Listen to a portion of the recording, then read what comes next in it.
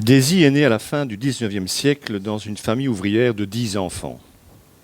Son père buvait, ce qui avait pour conséquence qu'il y avait beaucoup de disputes, de cris et de coups à la maison. L'alcool rendait le père violent envers sa femme et ses enfants. Pour un oui ou pour un non, elle goûtait, ainsi que ses frères et sœurs, souvent du ceinturon et même parfois du fouet. Daisy n'aimait pas son père. Heureusement, sa mère faisait tout ce qu'elle pouvait pour adoucir le quotidien. Jusqu'au jour où son géniteur, lors d'une des innombrables scènes de ménage, intima l'ordre à sa femme de quitter le domicile conjugal. Celle-ci n'eut d'autre choix que d'obtempérer, et elle quitta donc le domicile avec pendu à ses basques 10 enfants la suppliant de les emmener avec elle, mais rien n'y fit. Ils durent rester avec leur père.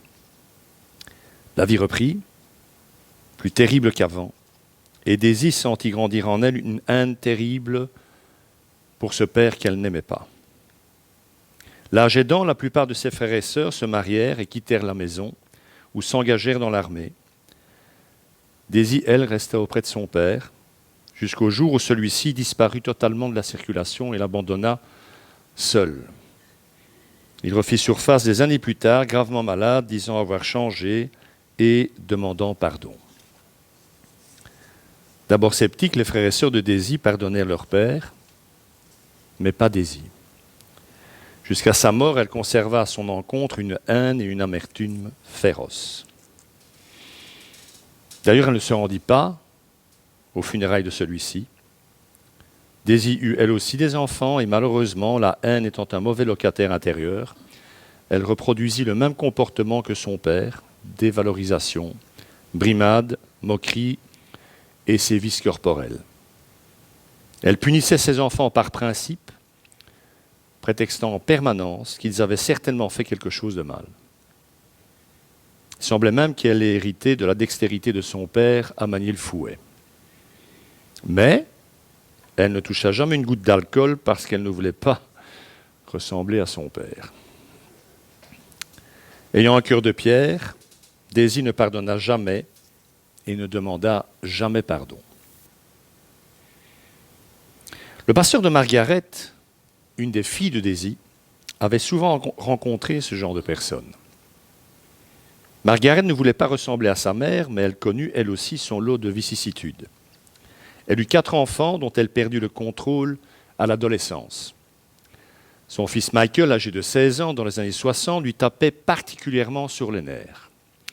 Il écoutait du rock, portait des lunettes cerclées de métal et se faisait pousser les cheveux. Margaret le flanqua dehors quand elle découvrit qu'en plus, il fumait de la marijuana.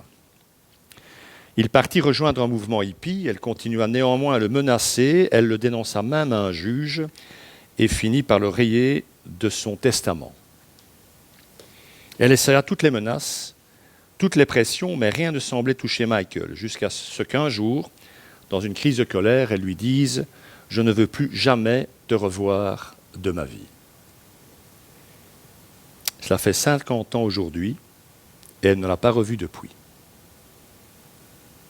Michael est devenu l'ami intime de Philip Yancey, un auteur chrétien qui écrit entre autres dans la revue Christianity Today aux États-Unis.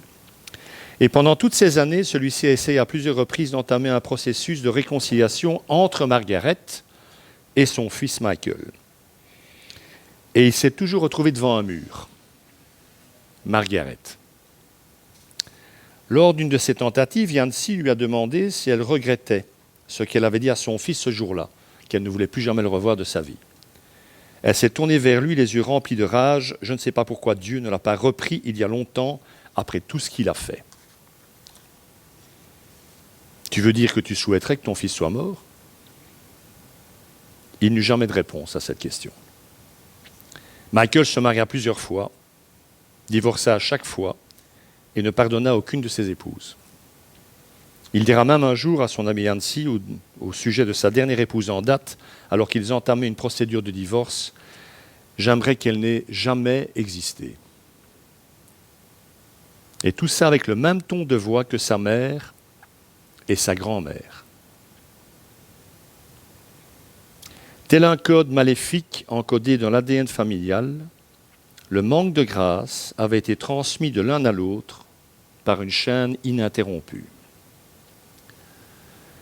Mes amis, le manque de grâce accomplit son travail doucement et mortellement comme un gaz toxique indétectable.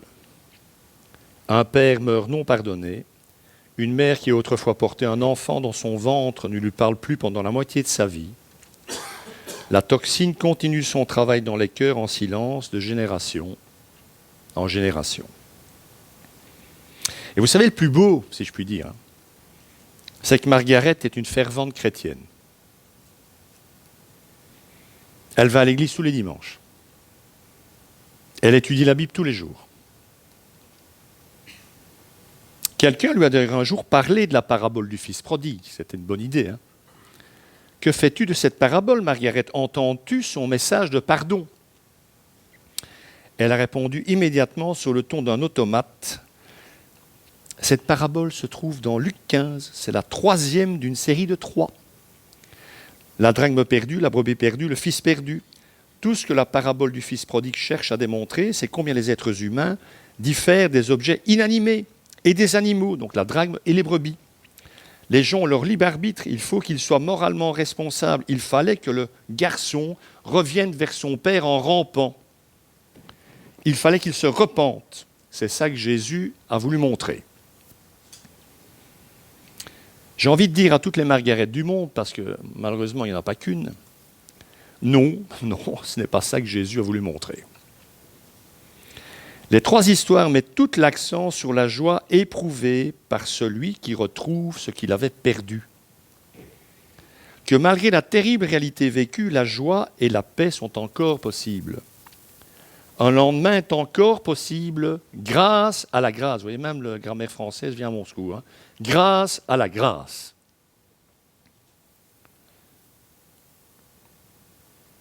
La grâce est injuste. Je l'ai déjà dit. C'est vrai, elle est injuste. Et c'est justement là l'une des choses les plus difficiles la concernant. Il est totalement fou de s'attendre à ce qu'une femme pardonne les choses terribles que son père lui a faites. Simplement parce qu'il demande, vers la fin de sa vie, pardon pour toutes ces choses. Tout comme il est complètement injuste de demander à une mère de pardonner les nombreuses offenses que son adolescent de fils a commises. Ça paraît invraisemblable. Mais encore une fois, la grâce n'a rien à voir avec ce qui est juste. J'aimerais vous dire que le manque de grâce n'existe que dans les familles. Ce serait déjà pas mal. Malheureusement, ce qui est vrai pour les familles est également pour les tribus, les races et les nations. L'histoire de cette famille que je vous ai racontée, parce que malheureusement c'est une histoire vraie, courant sur un siècle est marquée par l'absence de grâce, est terrible. Mais c'est encore pire quand on regarde l'histoire du monde. Si vous demandiez à un adolescent poseur de bombes en Irlande du Nord, ou à un manieur de machettes au Rwanda, ou à un sniper du conflit en ex-Yougoslavie à l'époque, ou plus près de nous, à un soldat russe, pourquoi il tuait, il ne pourrait peut-être même pas vous répondre. Ce qu'on sait en revanche, c'est que l'Irlande cherchait à se venger de toutes les atrocités que les Anglais avaient perpétrées contre elle et envers elle. Le Rwanda et le Burundi, malgré tout ce qui s'est déjà passé, sont encore instables, car ces 2 pays poursuivent des guerres tribales dont l'origine remonte à la nuit des temps. Plus personne ne sait d'où ça vient, mais on continue à s'entretuer. Quant au conflit en ex-Yougoslavie, il repose sur des questions ethniques et religieuses remontant à 7 siècles. Et au moment où je parle, des semences de haine sont semées dans les cœurs de milliers de Rohingyas, cette minorité birmane musulmane, qui subit actuellement un véritable génocide de la part de la majorité bouddhiste, et tout le monde s'en fout. Mais c'est le même processus qui est à l'œuvre. Vous savez, dans la plupart des films, pour ceux qui sont un peu cinéphiles, je sais qu'il y en a, il y a une musique qui habille et accompagne l'histoire qui nous est racontée. C'est pour ça qu'on met des musiques dans les films. Eh bien, je pense que le fond sonore de l'histoire du monde, de l'histoire de famille, de notre histoire commune et personnelle, est encore et toujours le manque de grâce. On pourrait même dire que c'est l'état naturel de notre humanité. On se rappelle tous, je pense, l'enlèvement d'Ingrid Betancourt. Cette femme politique franco-colombienne enlevée par les FARC en 2002 et libérée 6 ans et demi plus tard. Elle a été détenue dans la jungle. Elle raconte dans le livre où elle relate sa captivité au fin fond de la jungle colombienne que les otages s'en voulaient à mort. Les otages s'en voulaient à mort, s'entretuaient à cause de la nourriture. Les gardiens donnaient volontairement plus de nourriture à l'un ou à l'autre, de manière à casser tout front commun entre les otages. Ou encore, ils punissaient sévèrement tout le groupe de détenus en cas d'évasion avortée afin d'encourager la délation au sein du groupe, parce que les représailles étaient terribles. Vu les conditions innommables de leur détention, on aurait pu s'attendre à un peu de solidarité. Pas du tout. Pas du tout. L'une des premières simulations de la vie sur la planète Mars, parce que vous savez sans doute que puisqu'on détruit cette Terre-ci, on ne va pas essayer de la sauver. Hein. Bon, voilà. On va aller s'installer sur une autre planète et la bouger aussi. Allons-y gaiement. Donc l'une des premières simulations de la vie sur la planète Mars eut lieu dans le désert de l'Arizona, parce que ça ressemble à la planète Mars. Ça explique peut-être pourquoi si peu de gens émigrent en Arizona. Et cette simulation de vie sur la planète Mars a débuté dans les années 90. On a enfermé 8 scientifiques de haut niveau, donc pas des tartes, hein, 8 scientifiques de haut niveau, dans une bulle pendant 2 ans. Lorsque l'expérience a pris fin, pendant la conférence de presse, l'un des scientifiques a expliqué que pendant plus d'1 an, donc la moitié du temps qu'ils ont passé ensemble, le groupe avait été coupé en 2, suite à une altercation sur un sujet dérisoire, mais une bêtise sans nom. Hein. Et à partir de ce moment, les 2 groupes ne se sont plus adressés la parole. Ça va être chouette la vie sur Mars. Hein. Le manque de grâce provoque une fissure entre la mère et la fille, entre le père et le fils, entre la frère et la sœur, en Christ ou pas d'ailleurs, entre prisonniers, entre scientifiques, entre tribus, entre races, et cette fissure finit, ne vous y trompez pas, par devenir un gouffre.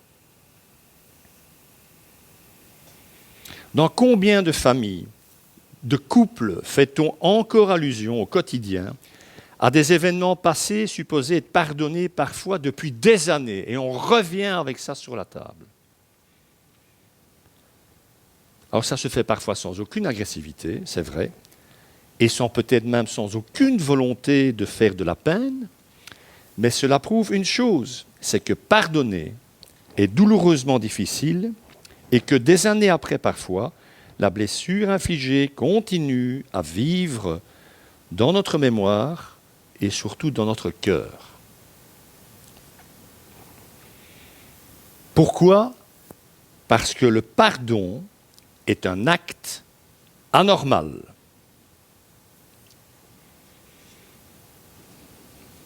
Il y a une histoire dans la Bible qui me semble bien exprimer ce que je viens de dire. C'est l'histoire de Joseph, dans le livre de la Genèse. C'est peut-être pas ce qu'on détecte ou discerne à la première lecture, mais son histoire est centrale, puisqu'elle clôture le livre de la Genèse, et elle court sur plus de 10 chapitres. C'est pas rien, hein, 10 chapitres consacrés à, entre autres, une personne. Il y a bien l'histoire de Tamar qui vient entrecouper, mais en gros, on parle de Joseph. Sur 10 chapitres, est-ce que ce serait important, cette histoire, à votre avis ?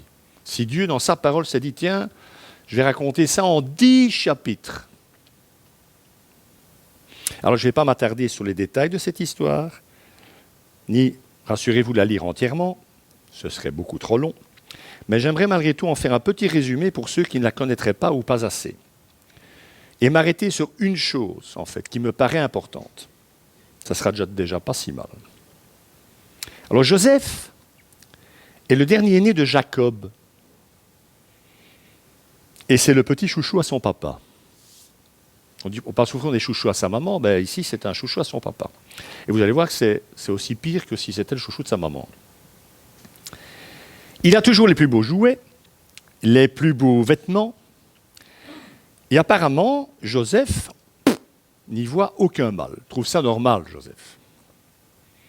De plus, comme si ça ne suffisait pas, Joseph dit avoir des visions de l'avenir. En plus, il voit des choses.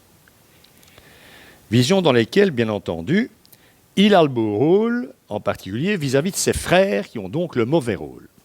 Rappelez-vous de sa première vision, quand il dit à ses frères, il faut quand même être idiot, hein, quand il dit à ses frères, « J'ai une vision cette nuit, le Seigneur m'a donné une vision, je vous ai vu vous prosterner devant moi. » Il faudra peut-être lui donner des cours de communication quand même à Joseph.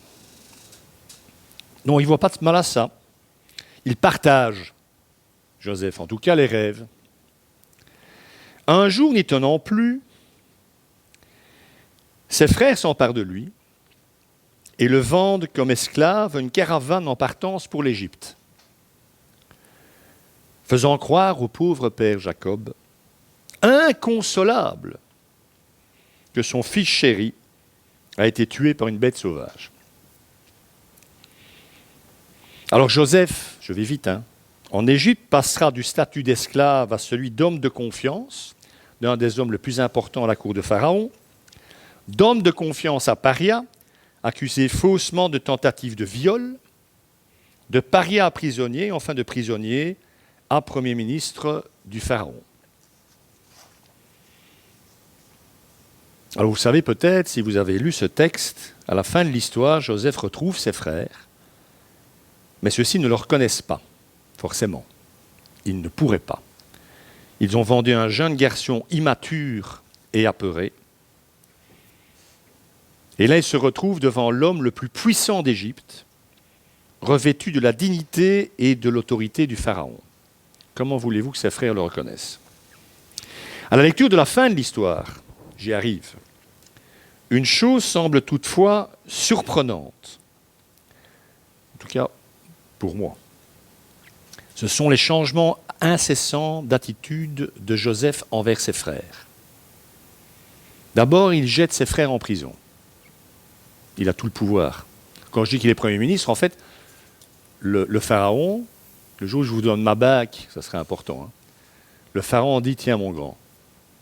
Et le Pharaon, il se roule dans la cassonade, et Joseph, il fait le taf. Donc c'est quand je dis qu'il est le deuxième personnage le plus important, en fait, c'est lui qui a le pouvoir exécutif entre les mains.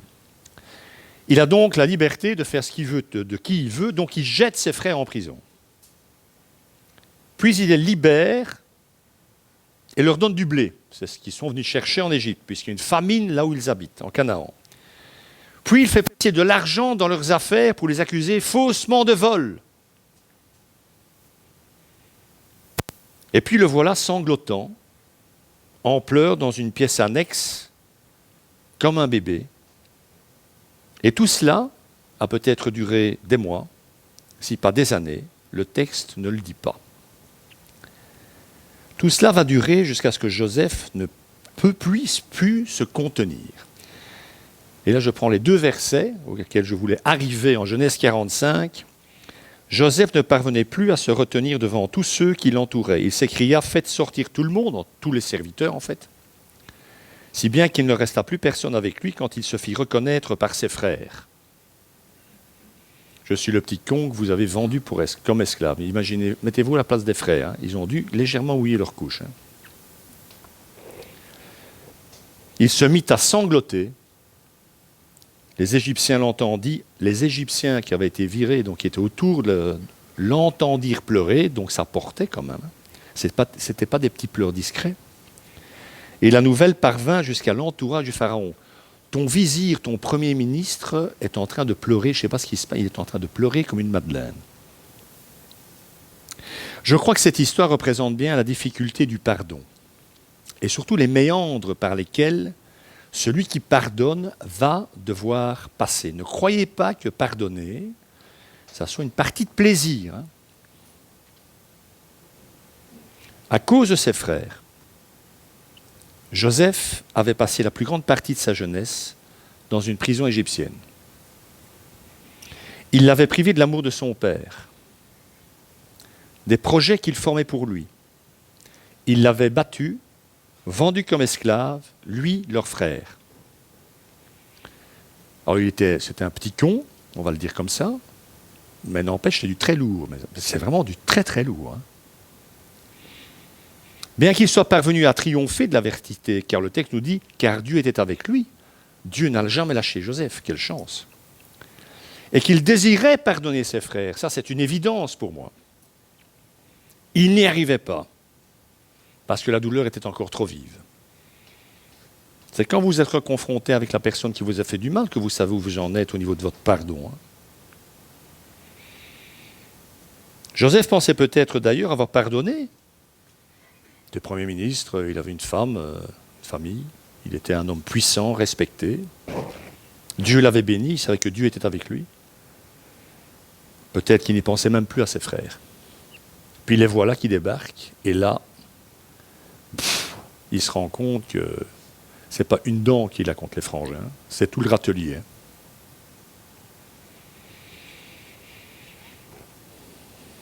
Quand il voit ses frères, c'est ce que je pense encore une fois, tout va lui revenir d'un coup. De là, sans doute, ces nombreux allers-retours entre des marques de bonté envers eux et de petits jeux cruels. Il faut quand même qu'ils payent quelque part. Je suis persuadé que c'est de là que proviennent toutes les tergiversations de Joseph dont nous parle le texte de la Genèse. Mais, quand la grâce a fini par atteindre le cœur de Joseph, le bruit de son chagrin et de son amour a résonné dans tout le palais. Qu'est-ce que ce gémissement, se demandent les serviteurs? Le premier ministre de Pharaon serait-il malade? Non, la santé de Joseph était excellente. C'était simplement le bruit d'un homme, assourdissant d'un homme en train de pardonner.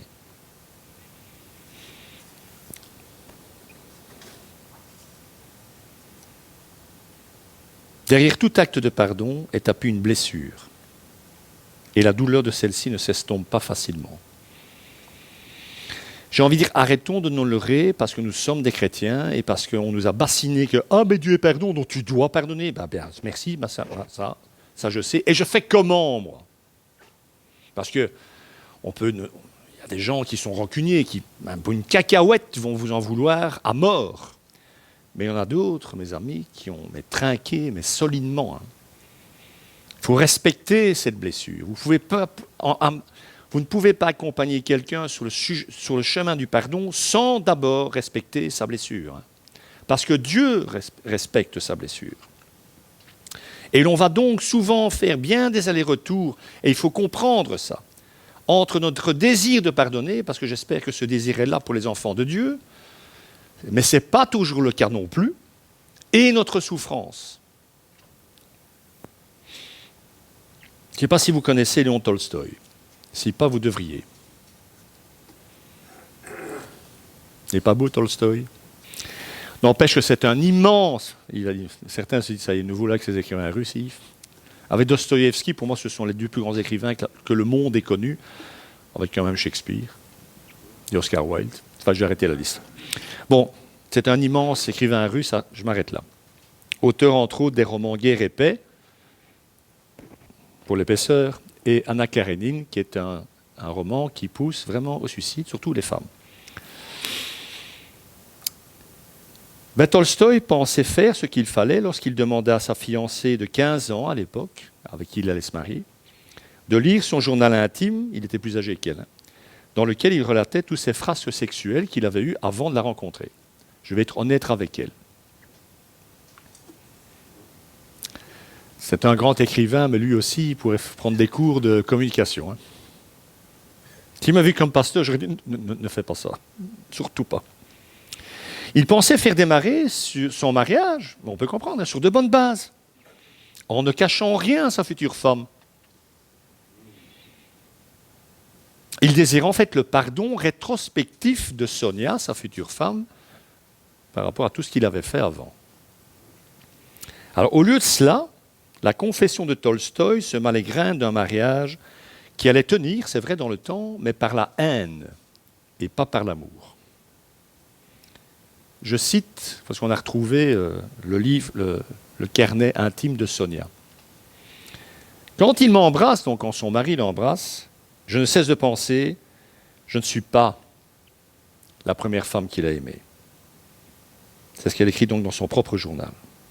J'en ai connu d'autres des femmes qui n'arrivaient pas à se dire que leur mari avait d'autres femmes avant elle. Elle parvenait à lui pardonner certaines de ses aventures de jeunesse, à la limite, mais pas, oui, ça il faut bien le dire, sa liaison avec Aksina, une paysanne qui travaillait toujours sur le domaine de Tolstoï. Il avait Aksina comme maîtresse. Elle écrit toujours « Un jour, je me tuerai de jalousie ». Déjà pas lui, elle. Tolstoï a dit « Déjà que c'est pas moi ». Et c'était amplifié par le fait que chaque fois qu'elle voyait le petit garçon d'Aksina courir joyeusement dans le domaine,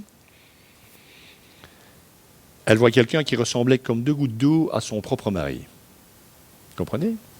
Le little boy était le coco de sa maîtresse. La femme de Tolstoï écrit encore en 1909. Tolstoï apprécie cette paysanne dévergondée avec son solide corps de femme et ses jambes bronzées. Elle l'attire aussi puissamment aujourd'hui qu'autrefois, il y a tant d'années de cela. En 1909, lorsque Sonia écrit ces mots, sa rivale est une vieille femme ratatinée de 80 ans. Vous imaginez? Et elle la voit toujours comme une sorte de beauté fatale. Pendant un demi-siècle, elle avait été aveuglée par la jalousie et avait détruit tout amour pour son mari. Contre une telle puissance de destruction, que peut bien faire la réponse chrétienne, à savoir le pardon, puisque le pardon est un acte anormal. J'insiste toujours sur cette formulation, c'est un acte anormal, pour que nous arrêtions de nous leurrer, que nous considérions tout ce que Dieu nous dit par rapport à tout ça, comme des sortes de cacahuètes où quand vous êtes sur un moulin, là, ouais, attrapez la floche, et on fait tous bien attention de ne pas attraper la floche. Hein. Quand elle passe, oh, on est à ma portée, surtout pas. Et on va bassiner tout le monde avec, ah oui, il faut pardonner. Pardonne pas soi-même, on a souvent le cœur rempli d'amertume. Il faut revenir vraiment dans la dureté des choses, parce que c'est dur. Que peut-on bien faire contre une telle puissance de destruction, étant donné que cette puissance est en nous?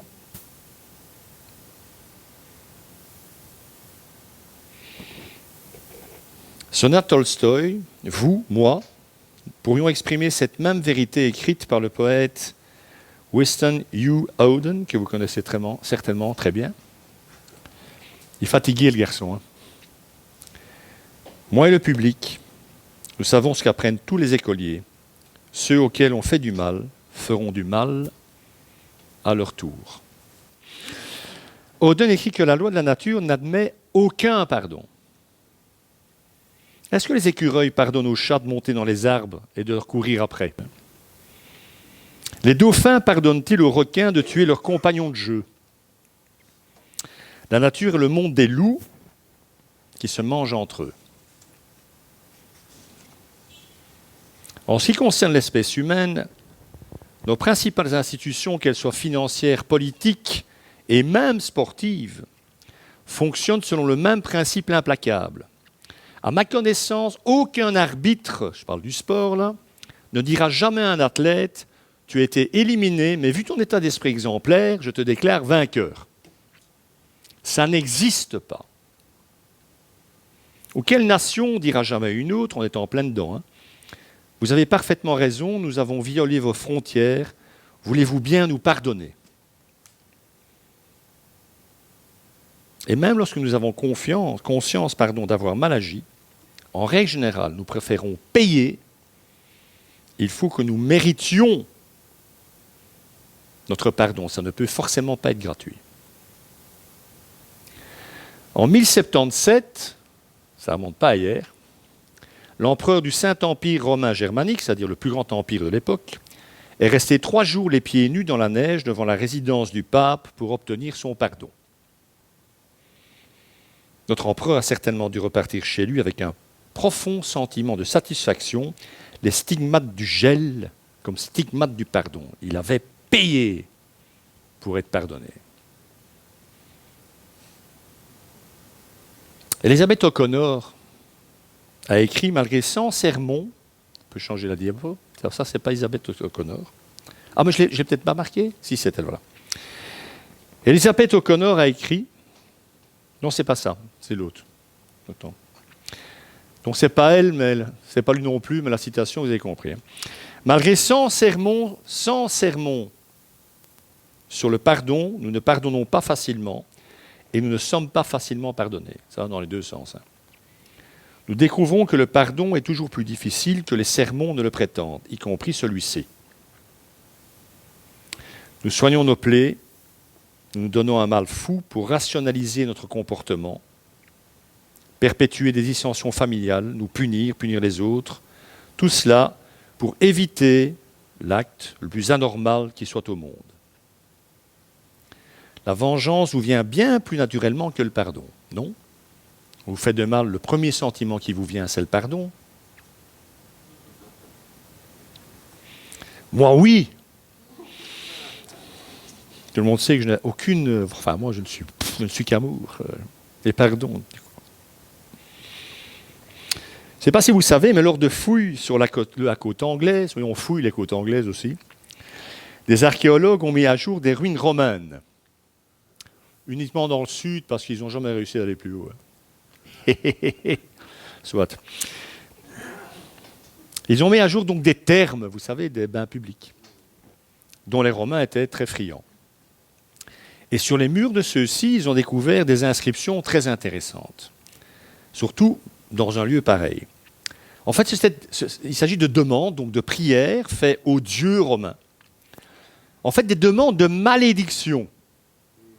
Pas de bénédiction, de malédiction.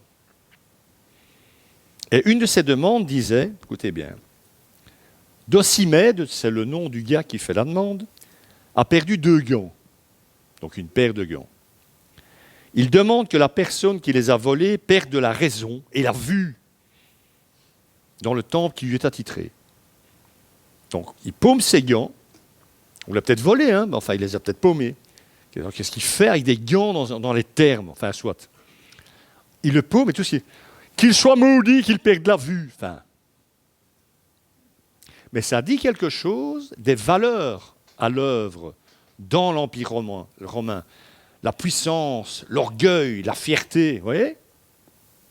Aujourd'hui, je sais bien quand on parle de pardon, d'écoute de l'autre, enfin, peu importe, d'altruisme, on se dit que c'est naturel, ça non plus. Je pourrais faire des sermons pendant 100 ans là-dessus. Ça n'est pas naturel, ça n'existerait pas même en tant que valeur si le Christ n'était pas venu sur la terre.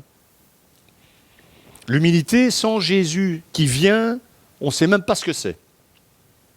Ce n'est pas une valeur dans l'Empire romain, l'humilité. Quand vous êtes humble, vous êtes un esclave. Parce que lui, il n'a pas le choix. S'il n'est pas servile et s'il ne rentre pas par terre, on le bute. Ça aide à l'humilité. Hein. Si je faisais ça dans l'église, le premier qui n'est pas humble, vous voyez? Alors cette demande, je reviens à notre ami Docimède, cette demande n'est pas bête après tout. Pourquoi ne pas implorer la puissance divine pour appuyer la nôtre dans notre quête de vengeance? Je vais me venger, si j'ai mes dieux avec moi, ça va encore faire beaucoup plus mal au niveau du type. Passage, nombreux sont les psaumes dans la Bible qui partent un peu dans ce sens-là quand même. Alors, ils ne restent pas dans ce sens-là, comme par hasard. Il y a un truc qui s'est passé. Hein. Parce que la différence, c'est que dans un psaume, et ça peut être nos prières à nous, « Tue ma voisine, Seigneur hein !» Puis juste après, si vous êtes un peu en relation avec Dieu, un peu le Saint-Esprit, hein, peut-être dire, c'est peut-être pas le chemin, mon grand. Hein. Et après, à la fin du psaume, c'est « Ah, Seigneur, Tout-Puissant, je me suis apaisé dans ta présence, etc. » Donc il s'est passé un truc. Ce truc, c'est qu'à un moment, Dieu rentre dans l'équation et dit « Non, j'accueille ton envie de vengeance et de tuer tout le monde, mais ça ne va pas le faire, on va faire autrement. Parce que moi, je veux te faire grandir dans ton amour, ton pardon, pour que tu sois vraiment mon fils ou ma fille. dans les faits, et pas seulement juridiquement parlant.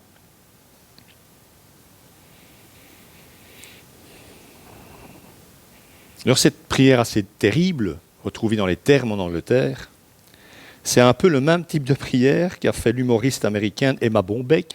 « Seigneur, si tu ne peux pas me rendre mince, alors fais en sorte que mes amis deviennent gros. » Au lieu de cela, par un renversement terrifiant dont il a le secret, parce que c'est terrifiant, hein, Jésus nous dit « Pardonne-nous nos offenses, comme nous aussi, écoutez, comme nous aussi, pardonnons à ceux qui nous ont offensés. » Alors, ça, vous savez comme moi que ça fait partie du Notre Père.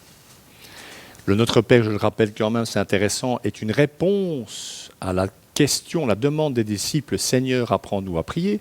C'est la question bateau que tous les disciples de Judée à l'époque demandaient à leur rabbi, à leur maître. « Apprends-nous à prier, maître ». Et dans la réponse de Jésus, il y a entre autres cette phrase. Alors, on la connaît par cœur, on la récite parfois dans certaines traditions d'église, on la récite même tous les jours dans la liturgie, et on la répétera jamais assez. Mais ça, c'est cataclysmique. Parce que si vous faites attention, qu'est-ce que nous dit Jésus? Réfléchissez.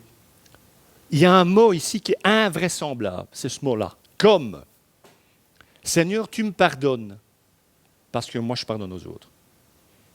Donc tu es obligé de me pardonner, parce que moi je pardonne à tout le monde.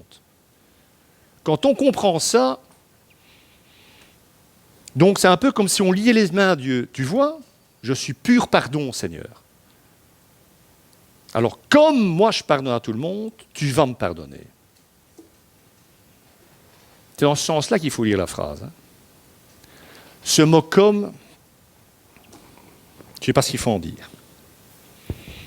En tout cas, au centre de la prière de notre Seigneur, donc cette prière, je le rappelle, donc je le répète, qu'il nous a laissé comme modèle, se cache encore une fois l'acte anormal du pardon. Les baigneurs romains, dans les termes, incitaient leurs dieux à soutenir leur conception de la justice, qui passait donc par la vengeance. Jésus lui fit dépendre le pardon de Dieu de notre prédisposition à pardonner les actes injustes qui nous sont faits.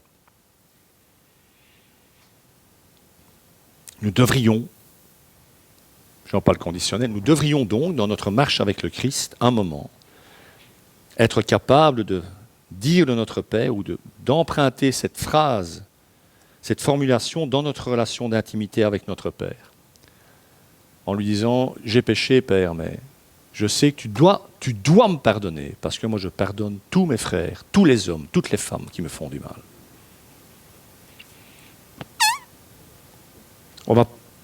On va pas vraiment redire le Notre Père de la même manière, je pense. Et je pense qu'on va sauter ce passage-là. Il vaut mieux sauter les choses, parfois, vous savez, quand on connaît des choses dans la parole de Dieu, en disant à Dieu, écoute, je ne vais même pas te faire l'injure de te lire ça, ou de dire ça. Parce que, Père, moi je ne vis pas ça. Il vaut mieux le sauter, hein, et reconnaître notre incompétence, notre incapacité à un moment donné de notre histoire, de notre vie, à vivre vraiment ce que Jésus veut.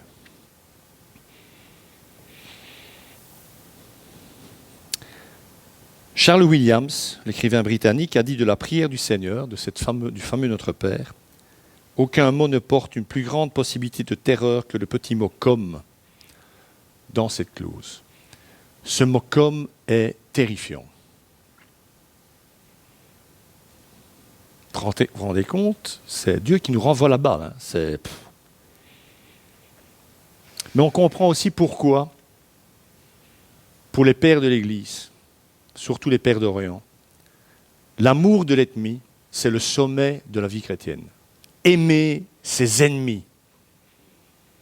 Dans ennemi, je rappelle quand même que le chrétien n'est pas supposé en avoir d'ennemis, à part le diable lui-même et ses sbires. Hein. Mais dans la chair et le sang, dans les hommes et les femmes qui nous entourent, le chrétien n'est pas supposé être un ennemi.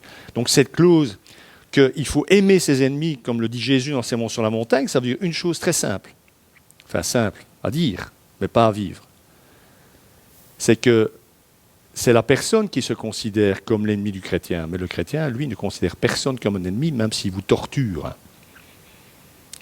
Vous n'arriverez jamais au martyr, par exemple. C'est une joyeuseté sans nom. Hein. Si vous n'êtes pas à ce niveau-là de votre vie spirituelle avec Dieu. Hein. Et ce n'est pas une question d'échelle à grimper, hein, mais c'est pour vous dire qu'on ne peut pas vivre sa vie chrétienne, sa vie spirituelle relationnelle avec Dieu en dilettante. Vous ne savez pas ce qui se passera demain.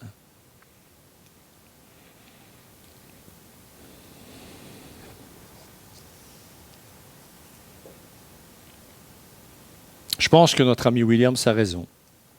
Ce que Jésus nous dit, c'est que nous devrions être capables, nous les enfants de Dieu, de dire à notre Père, tu dois me pardonner parce que c'est ce que je fais chaque fois que c'est nécessaire.